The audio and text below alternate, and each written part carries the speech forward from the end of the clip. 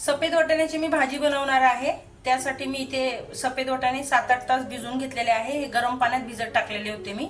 आता हे 2 वेळेस धुवून घेणार आहे आणि कुकरला लावते। सफेद वाटाणे मी 2 पाण्याने धुवून घेतले आहे। इथे माझ्याकडे 3 लिटरचा छोटा कुकर आहे।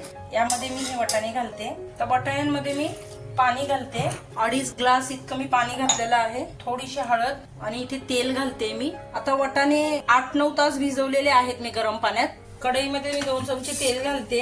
हा एक कांदा आणि टोमॅटो आहे चिरून घेतलेला। कांदा घालते आधी, अद्रक लसूणची पेस्ट आहे घालते, टोमॅटो घालते, मीठ घालते, जिरा पावडर मी अर्धा चमचा घेतलेला आहे, धना पावडर मी 1 चमचा घेतलेला आहे, हा चाट मसाला मी घेतलेला आहे 1 चमचा आणि 1.5 चमचा मी लाल मिरची पावडर घेतलेली आहे ती घालते। वाटाणे घालते, थोडंसं पाणी घालते, कुकर विसळून छान एक बॉईल आलेला आहे। तर इथे वाटाण्याची भाजी तयार झालेली आहे।